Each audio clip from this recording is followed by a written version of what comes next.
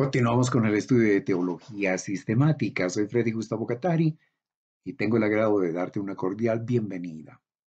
Teología sistemática, Cristología, tercera parte. Veamos el credo niceno. ¿Escuchaste hablar de un credo llamado credo de Nicea o credo niceno? Es muy probable que hayas escuchado primero sobre el credo apostólico, pero también hay otros credos, entre ellos el credo niceno. Veamos qué dice. Creo en un solo Dios Padre Todopoderoso, Creador del cielo y de la tierra, y de todas las cosas visibles e invisibles. Y en un solo Señor Jesucristo, Hijo unigénito de Dios, engendrado del Padre antes de todos los siglos. Dios de luz, luz de luz, verdadero Dios de Dios verdadero. Engendrado no hecho, consubstancial con el Padre, por el cual todas las cosas fueron hechas, el cual por amor a nosotros y por nuestra salud descendió del cielo. Y tomando nuestra carne de la Virgen María, por el Espíritu Santo fue hecho hombre. Y fue crucificado por nosotros bajo el poder de Poncio Pilatos. Padeció y fue sepultado. Nota entonces que hace un énfasis en la persona del Señor Jesucristo con los detalles en los cuales la iglesia debía creer. Recuerda que un credo es eso precisamente, una declaración de lo que una iglesia, una comunidad, una persona debe creer. Y esa es la razón de la elaboración, la redacción de instrumentos didácticos, pedagógicos, educativos como los credos. Aquí vemos entonces el énfasis en la persona del Hijo de Dios, de Jesús. Continúa diciendo el credo niceno, y al tercer día resucitó según las Escrituras. Subió a los cielos y está sentado a la diestra de Dios Padre. Y vendrá otra vez con gloria a juzgar a los vivos y a los muertos, y su reino no tendrá fin. Y creo en el Espíritu Santo, Señor y dador de vida, procedente del Padre y del Hijo, el cual con el Padre y el Hijo juntamente es adorado y glorificado, que habló por los profetas, y creo en una santa Iglesia universal y apostólica. Confieso un bautismo para remisión de pecados, y espero la resurrección de los muertos y la vida del siglo venidero. Amén. Concluye de esa manera el credo de Nicea o credo niceno. En los primeros siglos de la cristiandad, como producto del estudio de las doctrinas que realizaron los pastores, los líderes cristianos, y también por la influencia de ideas ajenas a la Biblia, la filosofía griega, la filosofía romana, las ideas de los pueblos alrededor del pueblo israelita, surgieron de esa combinación diversas conclusiones, varias de ellas equivocadas y que hacían peligrar la continuidad de la enseñanza sana de la palabra de Dios. Entre las doctrinas que peligraban estaba la cristología, precisamente, porque tanto la deidad de Cristo como la humanidad de Cristo fueron atacadas.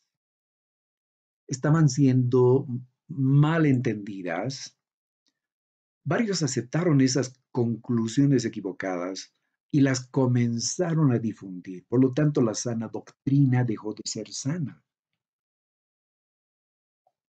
Entre estos movimientos está el gnóstico, que consideraba a Cristo como un demiurgo, es decir, un ente que sin ser necesariamente creador, es impulsor y sostenedor del universo.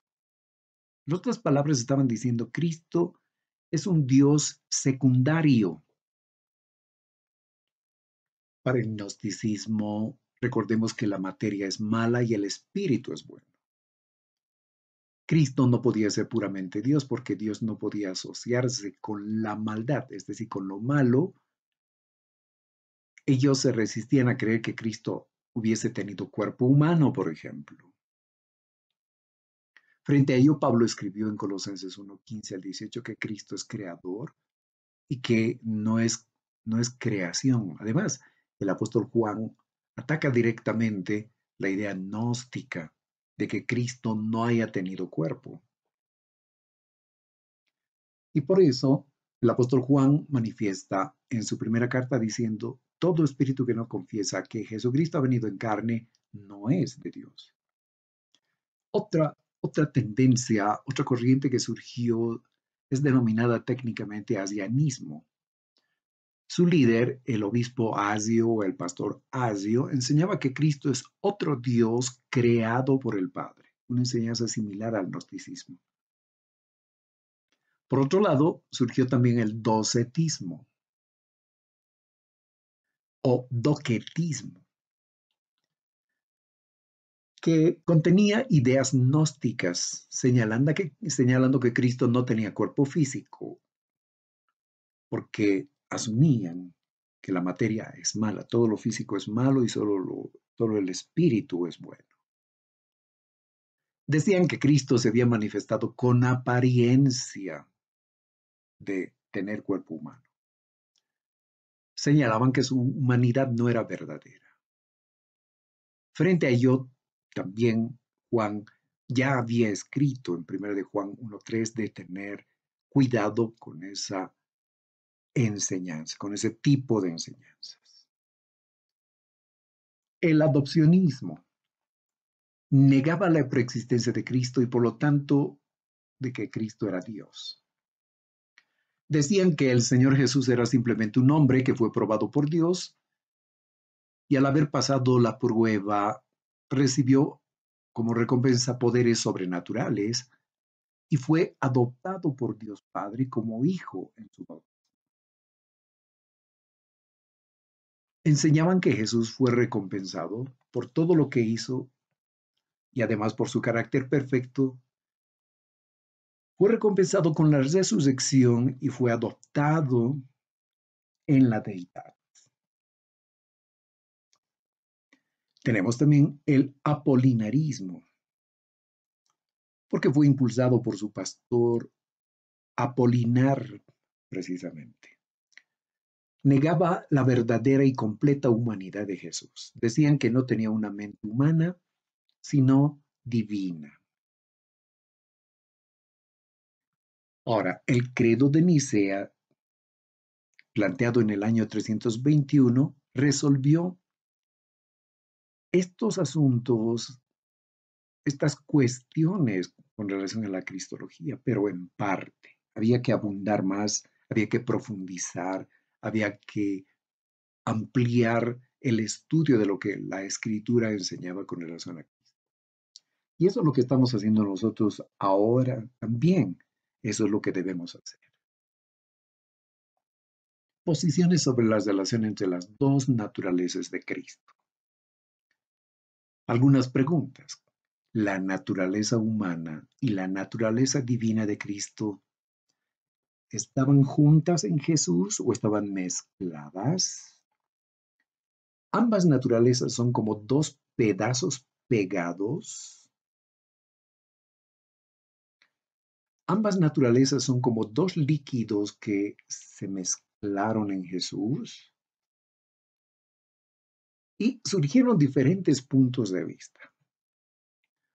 Uno de los destacables es el punto de vista reformado, es decir, de las iglesias que surgieron como producto de la reforma, entre ellas las iglesias calvinistas y las iglesias luteranas. Y el punto de vista reformado expresa que ambas naturalezas están unidas, pero no mezcladas.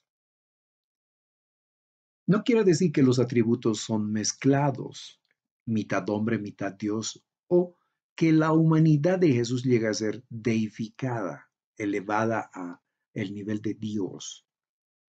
Teológicamente significa una relación cooperativa, una unión hipostática, técnicamente hablando, teología.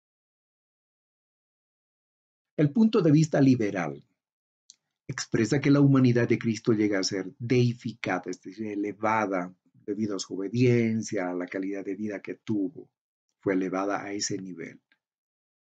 Es como lo que ocurre con Buda, por ejemplo, que fue un hombre hindú que procuró la perfección, buscó la perfección, el ser elevado a un nivel superior, a un plano superior, y como producto de esto alcanzó el grado de iluminación.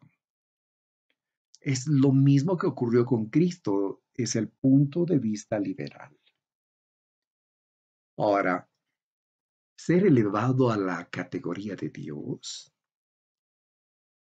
En Génesis 3:5 encontramos que eso precisamente fue lo que la serpiente le dijo a Eva.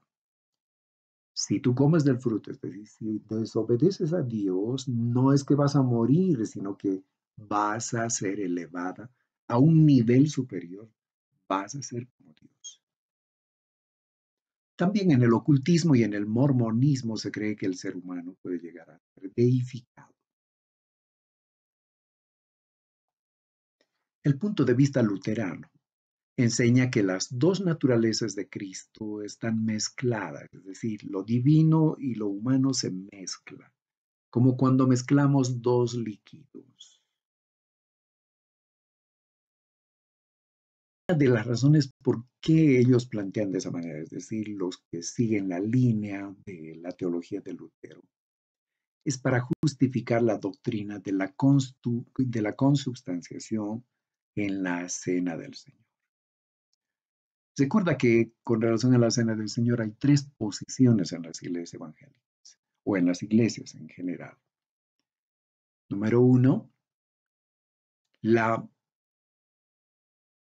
transubstanciación. Número dos, la consubstanciación.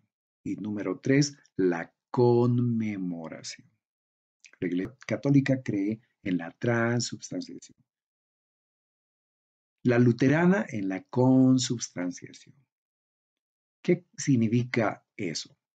Quiere decir que cuando se celebra la Eucaristía o la Cena del Señor, en el momento en que el pastor ora, el pan sigue siendo pan, el vino sigue siendo vino, pero en el pan ingresa el Espíritu de Cristo, Cristo mismo.